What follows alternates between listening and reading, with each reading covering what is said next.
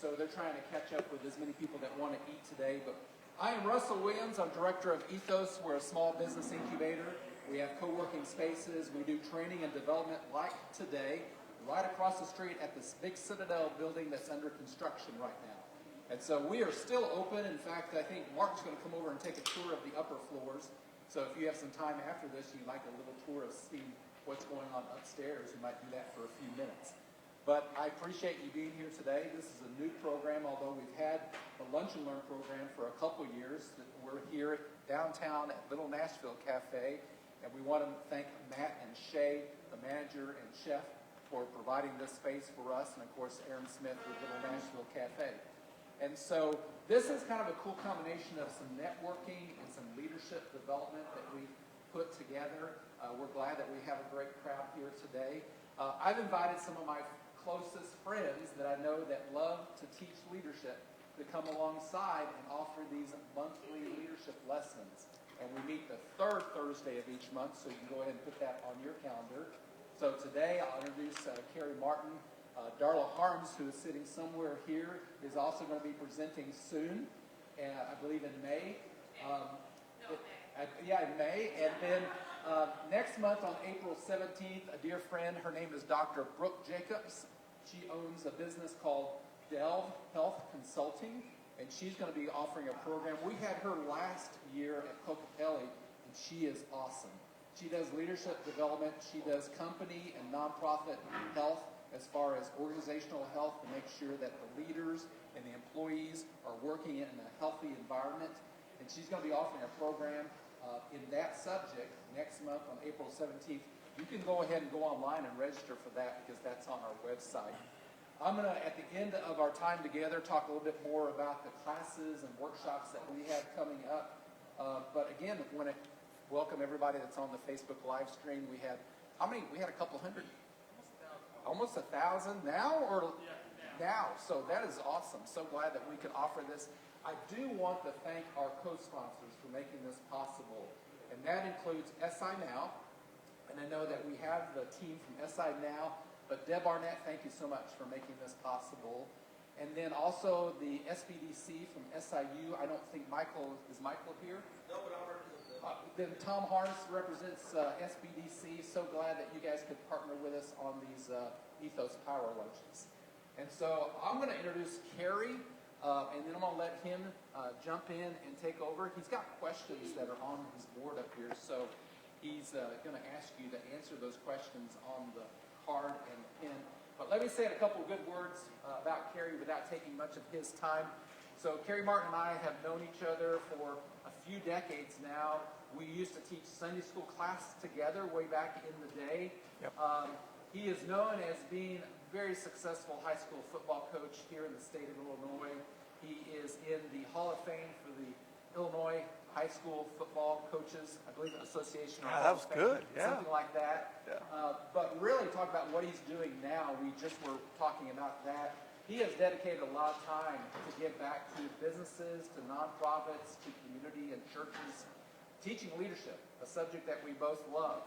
And so there's where we're kind of in the same pool together, and I appreciate him so much.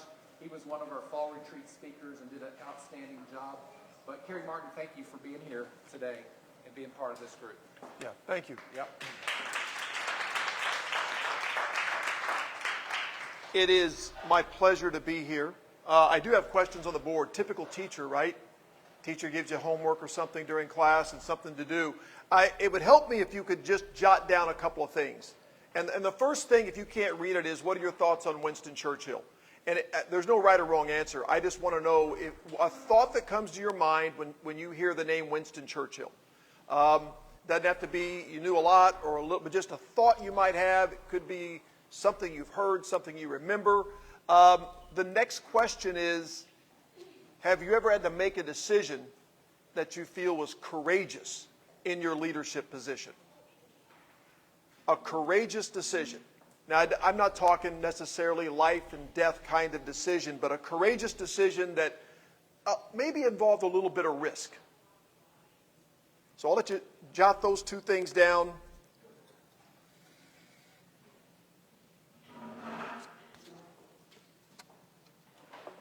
Winston Churchill and it may be a courageous decision you had to make. Maybe courageous is a strong word, maybe just a difficult decision you had to make, risky decision.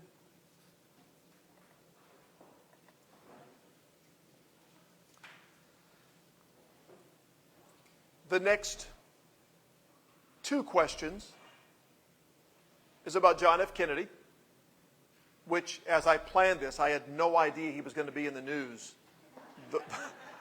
the way he is right now, but he is in the news a lot right now.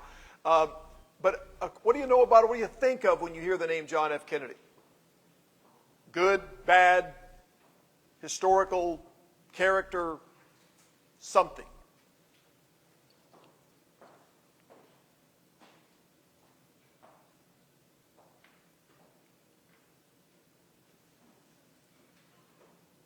And the last question is, have you ever offered up a vision for your organization? It could be a yes or no answer, or even better for me would be, have you ever specifically stated this is the vision and maybe what you told them your vision for the organization was?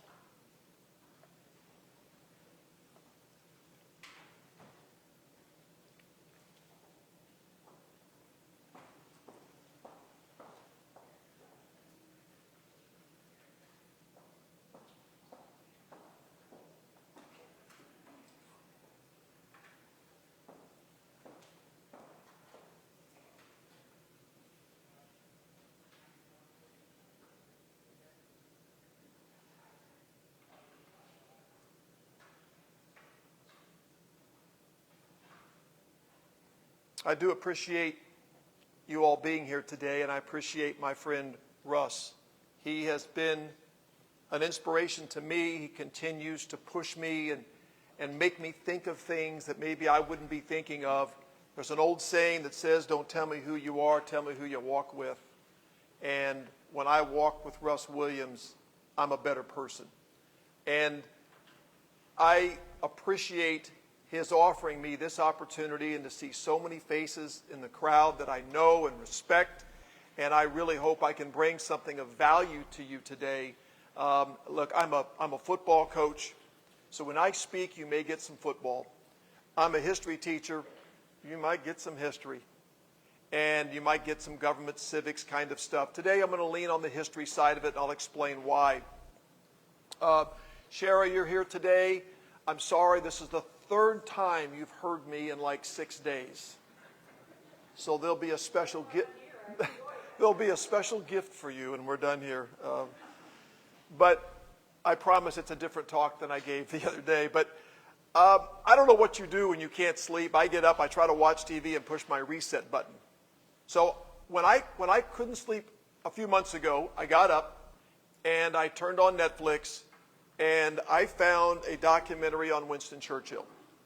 Now, being a history nerd, obviously now I've let that out of the bag. I thought, to be honest with you, it would help me sleep. I thought a 4-part documentary on Netflix on Winston Churchill has to be a cure for insomnia. So I sat there and I watched, and I didn't get sleepy-eyed. In fact, I got interested. And then I did what I do. I pulled out my phone, I got into my notepad, and I started taking notes. And as the night went on, I'm into the second episode, and I am not going to sleep. So I had to take Winston Churchill off. I know it sounds weird that he inspired me at 2 o'clock, 3 o'clock in the morning, but it did. Because I don't know about you, if I don't have influences in my life, my thinking can get very limited. Does that make sense? But when I'm around leaders, and I read or I watch something or I hear a podcast or I watch a Netflix documentary, all of a sudden I feel like I think bigger and I realize what's possible. And I need that because I suffer from shrinking syndrome. I start to shrink down and think things are not possible. Winston Churchill and John F. Kennedy have recently, because of what I've studied, found these little nuggets that have inspired me, and I wanted to share those two thoughts with you. These are two political or historical figures I know you've heard of, but they're interesting because they are personally flawed, as most of you probably know, which is good because as a leader, I'm personally flawed too. And it helps me to know that you don't have to be perfect in every way to lead. I also figured out they were divisive in their time. And I know they hold maybe in many people's minds a special place historically.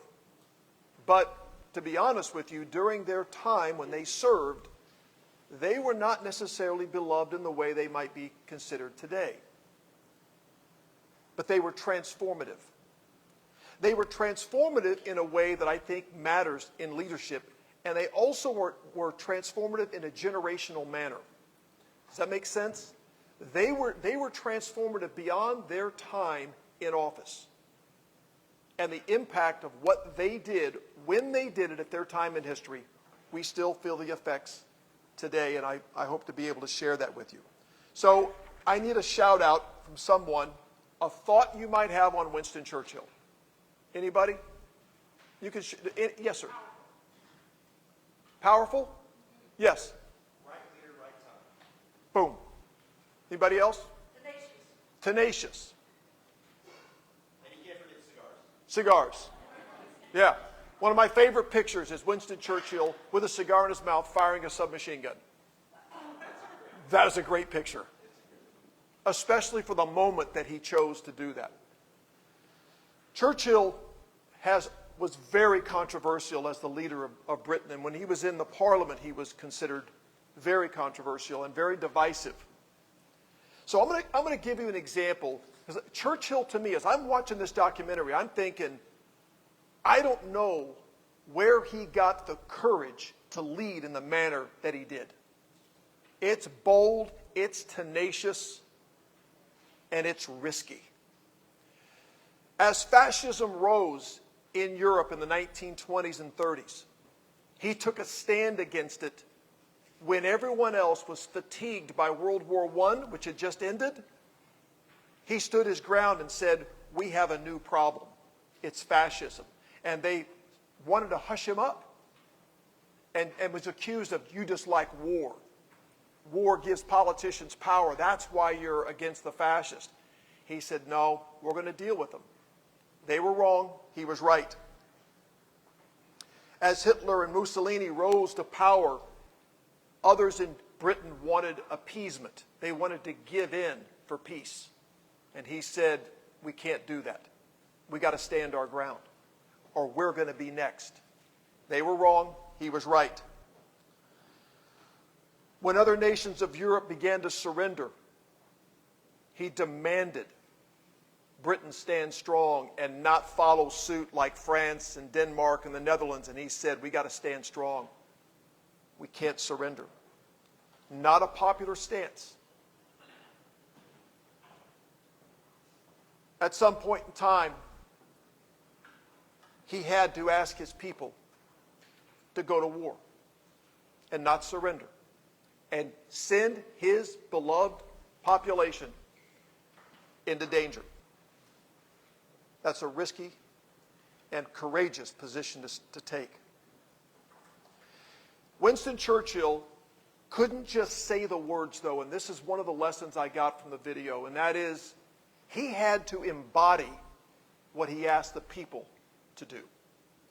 So Winston Churchill watched his cities, in particular London, get bombed, and he did so from the rooftop of a building with a hard hat on. Winston Churchill walked among the streets daily, in the rubble, in the carnage, and met with the people and shook hands and sometimes stopped for a cup of tea. Winston Churchill used every opportunity he could to try to navigate the neutrality of the United States. Winston Churchill warned and was worried about partnering with the communists, the Russians, in winning this war. Winston Churchill had to accept a smaller role in the big three, the US, the USSR, and Britain, for the sake of ending this war.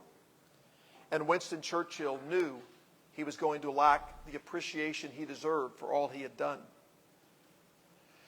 Churchill made courageous decision after courageous decision.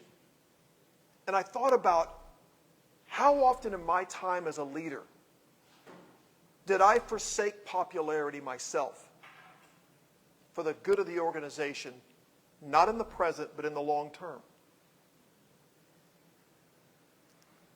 When the war was over, I believe it's 1946, Winston Churchill came to the United States, I believe to Independence, Missouri. Everyone's celebrating the end of the war. Winston Churchill could have been basking in the glory of his success, and instead he took another unpopular decision. He warned the free world about the rise of communism and the USSR. And everyone said again, he just loves war. And Churchill said, you're going to deal with the communists next. They were wrong. He was right. Anyone here willing to share something courageous they did as a leader? A courageous decision, I know that's a tough question in front of a crowd, but anyone feel like they could share a decision they made that might have been risky, might have been a little courageous? It's not bragging. It can be just the truth. Anybody have an example? Would love for this to be a conversation as much as it is a speech by me, which I don't want it to be. Yeah. Yes, sir. Pretty humbling. I signed up with Russ Williams for him to That's risky.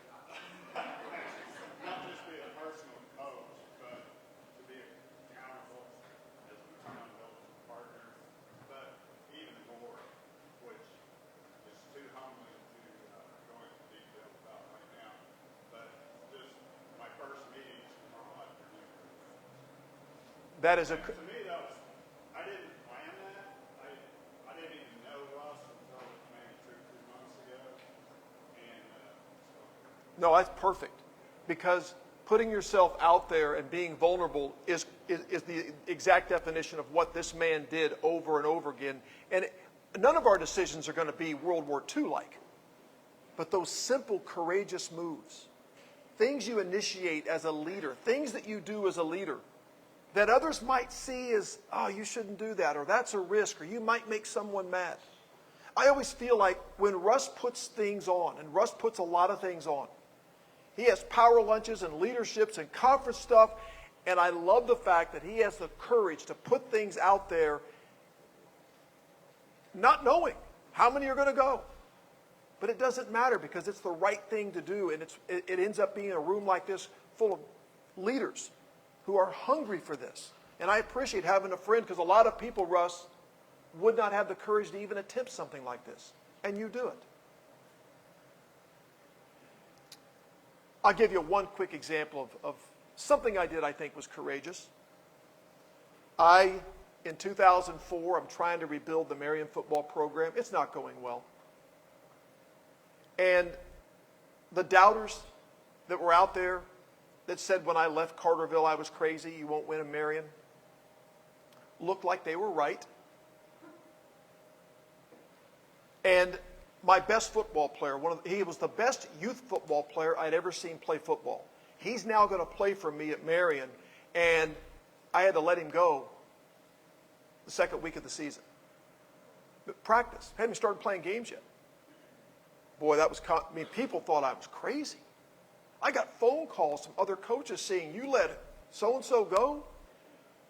But I knew I couldn't build a program on the right principles if I let the rules be different for him. Yeah, we went 2-7 that year.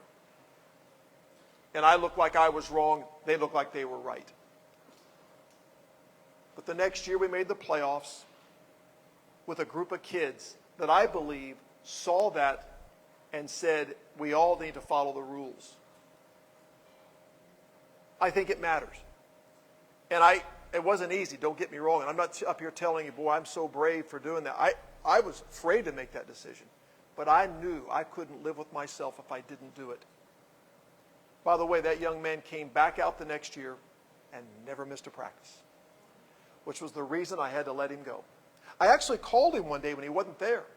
I said, what are you doing? He said, I'm sleeping. I said, we're having practice. He goes, yeah, I know, I'll be there later.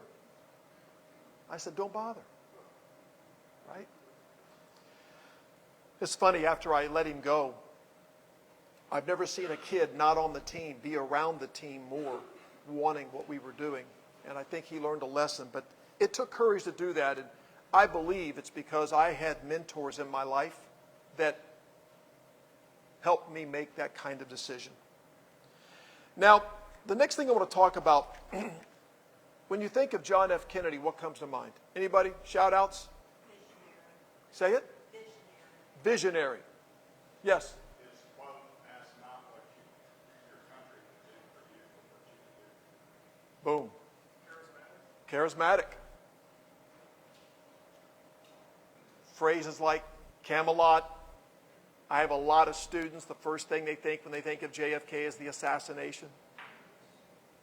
What was it, 80,000 documents released just a few days ago about his assassination? They're pouring through them now and hoping to find some end to the conspiracy, which I doubt that happens. When John F. Kennedy was elected in 1960, I don't know if you, I'm sure most of you know something about what was wrong with John F. Kennedy's election. People said we should not elect him because he was Catholic. They were afraid of his Catholicism and him getting up, the Pope leading every decision he made. Very good. What else? He was also too young. Youngest elected president at 43 years of age. Very controversial. Not enough experience. Soviets were making their moves around the world into Eastern Europe, and we need a more seasoned leader. He was replacing a General Eisenhower, and who is this kid to step in? And JFK has been on my mind lately because of the situation in space. But I want to share with you a quick story. John F. Kennedy gave a speech in 1961 where he said it was his goal and the administration's goal to land a person where? On the moon. And that's fine. Great. That's establishing a vision for your country. But what I didn't know was in 1963, he went to Rice University, and this is the speech he gave at Rice University. This administration wants to land a man on the moon. It will be a 240,000-mile trip, and we're going to launch a rocket from Houston. It'll be a 300-foot rocket with metals we've not yet invented yet. It will be heat resistant, and it will have the precision of the finest watch in the world. There'll be new technology for propulsion, guidance, control, communication. We'll have a unique food supply to sustain the length of the journey. We will have special outfits for our astronauts. It'll be an untried task to an unknown body. They'll travel at almost 20,000 miles per hour. They'll return to the Earth at temperatures of half the temperature of the sun, and we'll do all of this before the decade is out. How accurate was that? That isn't just casting a vision for your organization. That is allowing your people to envision your vision. The specificity of that speech to me is what makes it special. It makes me realize that when I told my teams we have a goal or a vision for the program, I should have been way more specific. Because it isn't just picturing someone landing on the moon. He spelled out exactly how they planned to do it. And the accuracy of that speech is unbelievable. Almost to a point. It was brave to make that speech, and it was risky because, why is it risky? The whole thing could have failed. He put himself out there and said, this is what we're going to do, and I'm going to stand by it. And people said, it's that young guy, that dreamer. We ought to be putting those resources to other things. It was bold, it was brave, and you know what's funny? The American people ate it up. It unified the country, and it secured his legacy beyond his short time as president.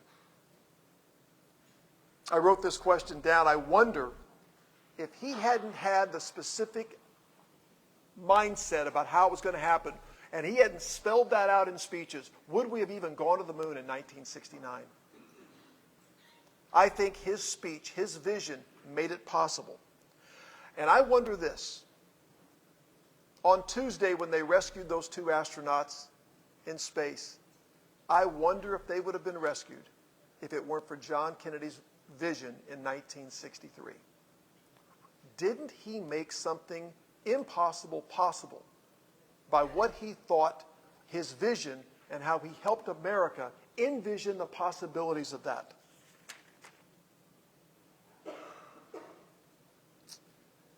I don't know what your vision is for your organization. I know they're not as lofty as trying to go to the moon. Mine weren't either. I used to arrive, I had the honor and privilege of trying to rebuild 4 losing football programs.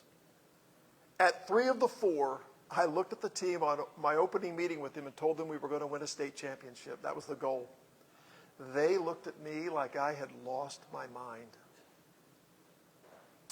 I was told later by my players would say, you know, remember when you said that? We left the meeting and said, that guy's nuts. One of the 3 times we got it done. Another time we came close. But it didn't matter, right? Aim for perfection, settle for excellence. We didn't make it, we came close.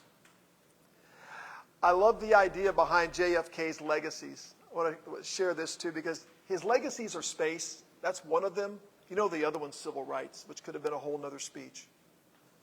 He took the risk of ending segregation. He took the risk of taking a step towards equality for African American people. Is that risky? Is that courageous? Is that thinking generationally instead of the present? Is that thinking beyond politics? You bet it is. Yes, like Churchill, he's a flawed guy, right? He had all kinds of personal issues.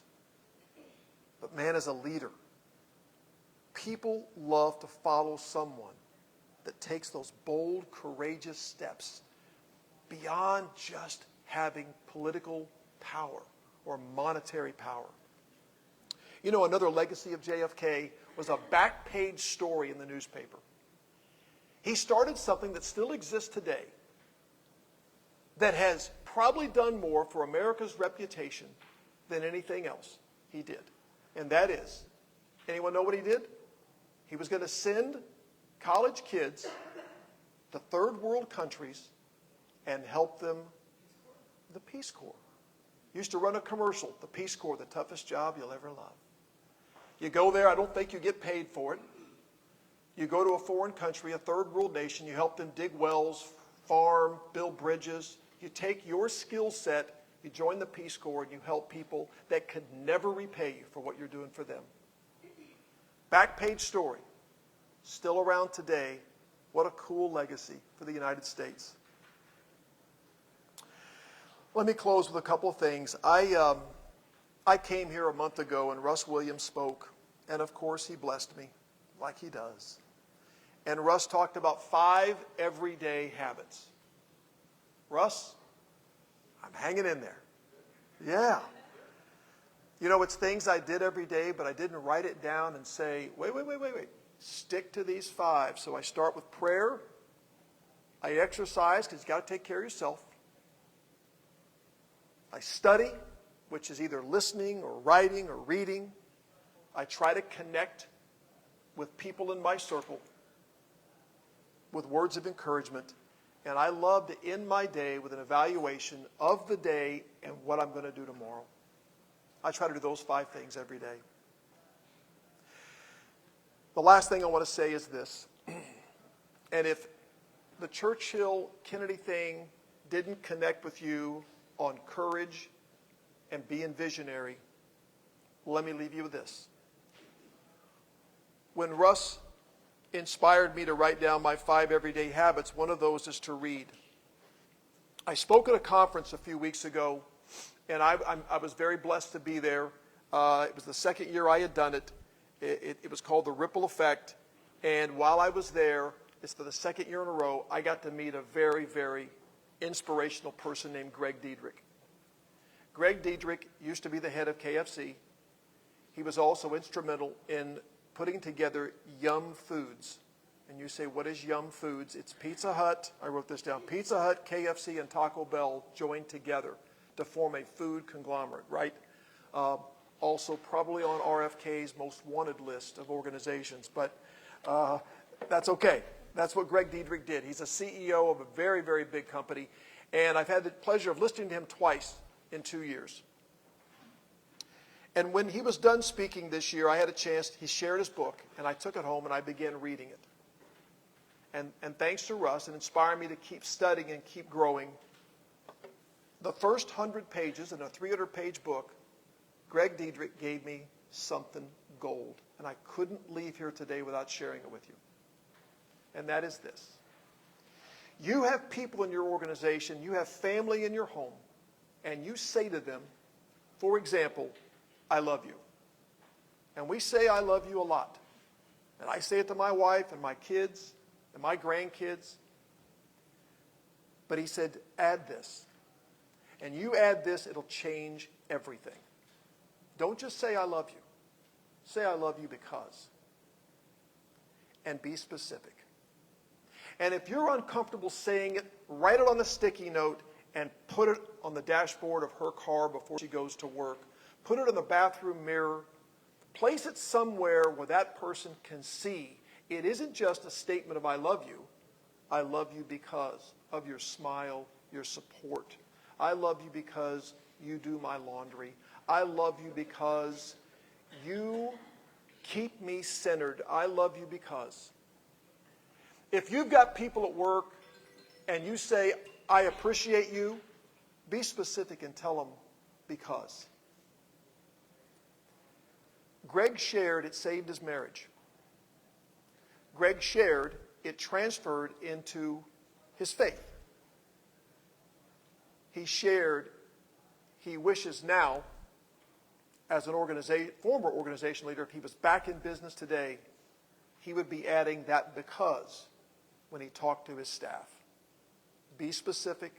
Let them know the specific things you appreciate about them.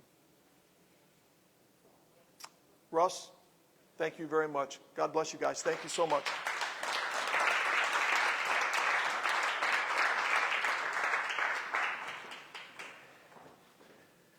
I appreciate you, Kerry. And not only Kerry shared time today, but he'll come back later on this year to share again in our cycle of leadership development here at Little Nashville. So appreciate that very much. We've got plenty of time to network before we leave, but I just wanted to make a couple of announcements. I think everybody got a flyer as you came in. It's a two-sided flyer, so I want you to check those things out because we offer free no-cost, I guess, workshops here at EThOs for small business owners and nonprofit leaders, too. There's a couple coming up very soon. Next Thursday, we have Matt Healy.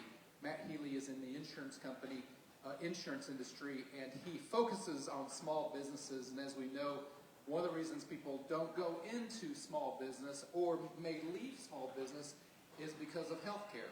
And he's got some solutions that I think are very effective.